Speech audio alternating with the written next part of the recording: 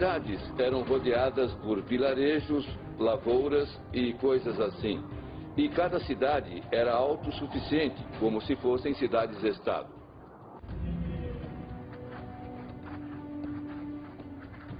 Em seu apogeu, Bab-edra chegou a ter 1000 habitantes. Você estuda os artefatos das casas e começa a visualizar. Aqui era a cozinha, ali era a área de trabalho e aqui um saguão e outras coisas. Os primeiros arqueólogos também fizeram uma descoberta perturbadora em Bab-edra: tumbas coletivas. As pessoas ficaram impressionadas com o número de sepulturas aqui. De acordo com várias estimativas, cerca de 20.000 pessoas foram enterradas aqui. E, para um lugar tão pequeno, é um cemitério imenso. Os primeiros sepultamentos datam de aproximadamente 3.000 anos antes de Cristo. A grande quantidade de tumbas sugere que houve uma catástrofe como a de Sodoma. E há outro indício que aponta para o fogo. Durante a escavação, os arqueólogos encontraram cinzas em vários lugares. Na verdade, registros arqueológicos mostram que, em determinado momento, a cidade de Bab-edra foi abandonada repentinamente e seus destroços permaneceram intocados até serem descobertos pelas escavações.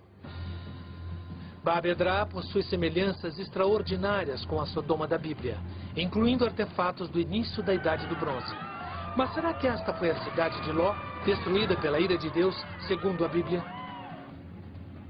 A chave para conectar Bab-edra à Sodoma da Bíblia pode estar contida neste pequeno disco, encontrado 960 quilômetros ao leste, nas ruínas da antiga Nínive.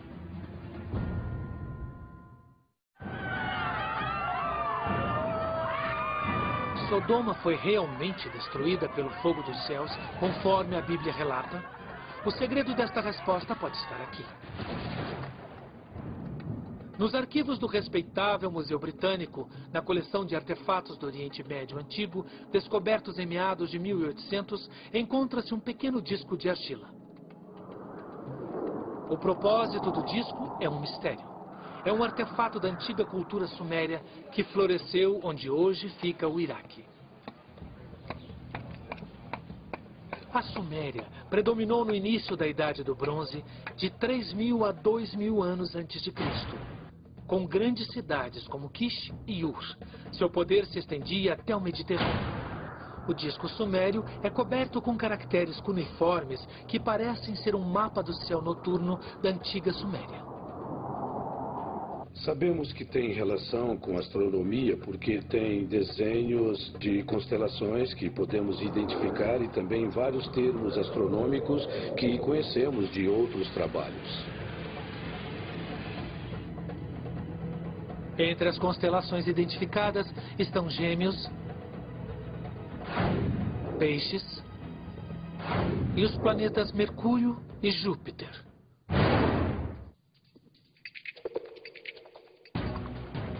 O astrônomo Mark Hemphill e o engenheiro Alan Bond ficaram intrigados com o artefato, que o museu chamou de planisfério sumeriano. Eles decidiram traduzi-lo, usando seus conhecimentos em astronomia e engenharia mecânica. Aos poucos, a tradução revelou que os antigos sumérios eram bons conhecedores de astronomia.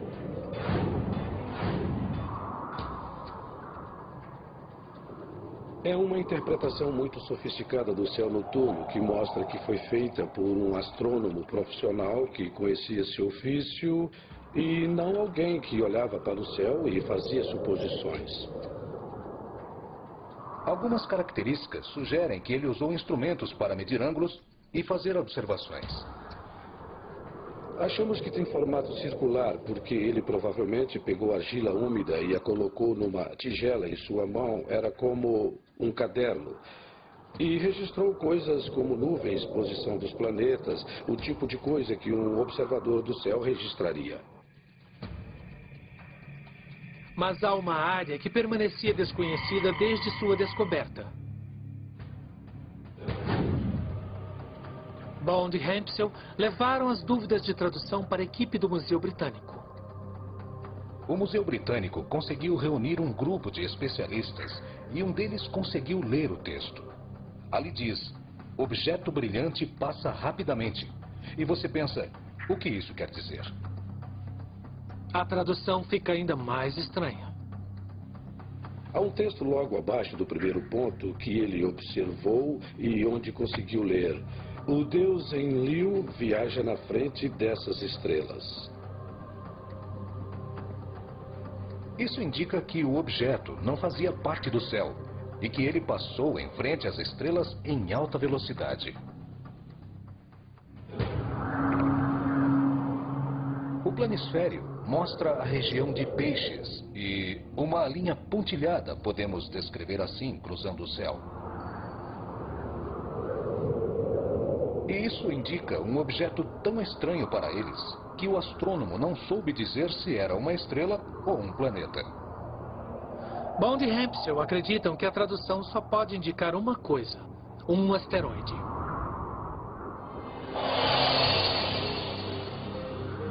O objeto foi visto pela primeira vez na constelação de peixes, que os sumérios chamavam de caudas de peixes. Ele então atravessa o céu cruzando Pégaso, desce para a Águia e então cruza o horizonte. Meteoritos e estrelas cadentes cruzam o céu muito depressa. No entanto, nesse caso, o astrônomo viu o objeto abaixo do espaço sideral, movendo-se pelo céu com o mesmo tipo de velocidade de uma nave espacial. A visão deve ter durado uns 4 minutos e meio.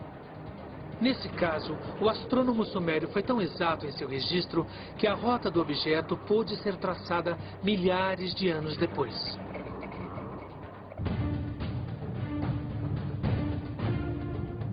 A linha que cruza o céu foi desenhada em frente às estrelas de forma tão precisa que nos permitiu traçar a trajetória do objeto.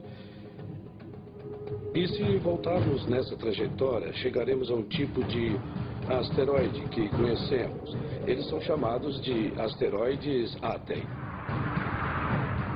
Foi só na década de 70 que os astrônomos descobriram asteroides da categoria Aten, que orbitam o Sol entre a Terra e Vênus. Eles podem variar de 30 metros a mais de 1,5 km de diâmetro. A observação do astrônomo sumério se encaixa perfeitamente à descoberta da astronomia moderna de alta tecnologia.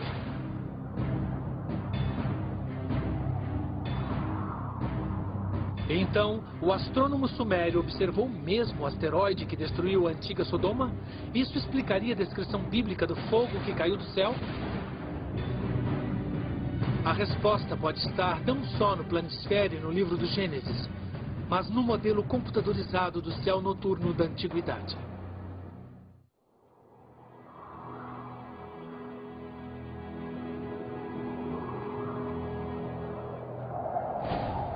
A destruição de Sodoma e Gomorra pelo fogo pode ser confirmada por um único artefato, o planisfério sumeriano. Ele detalha com exatidão a posição das estrelas, planetas e constelações do céu noturno e descreve um estranho objeto, semelhante a um asteroide. Os astrônomos Alan Bond e Mark Hemphill acreditam ter traduzido corretamente o planisfério e descoberto o verdadeiro local do impacto do asteroide. Partimos do princípio de que o astrônomo estava em algum lugar ao sul do Iraque. Portanto, com a informação do planisfério, pudemos construir uma trajetória, a rota do objeto, com um software utilizado para prever as trajetórias de decolagem dos foguetes e de sua reentrada na atmosfera. Mas há algo estranho. Logo de cara, os dados parecem não ter conexão com a história de Sodoma e Gomorra. Quando a trajetória do objeto é traçada, ela aponta para um alvo estranho. Não em Israel, mas no norte da Europa. O objeto atinge os Alpes austríacos, num lugar chamado Kefels, no vale de Otzalachel.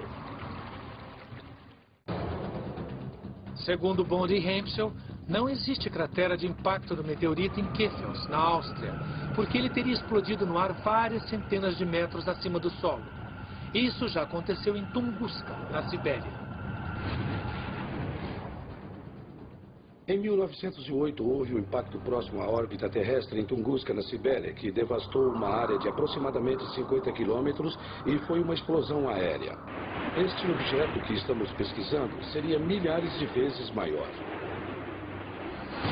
Como o asteroide de Tunguska, o acontecimento bíblico envolveu uma grande explosão aérea. O asteroide já estava em processo de desintegração.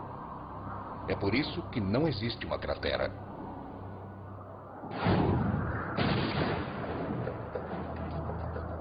E a destruição bíblica não aconteceu por causa do impacto, mas por suas consequências. Quando o objeto explodiu em Kéfels, deve ter produzido uma nuvem imensa e achamos que isso pode explicar a história de Sodoma e Gomorra.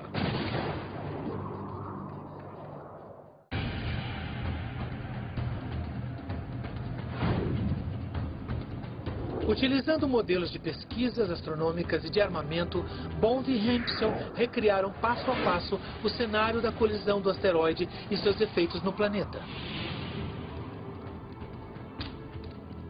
O asteroide de mais de 1 quilômetro veio na direção ao planeta numa trajetória baixa, observada na Suméria e no Mar Morto.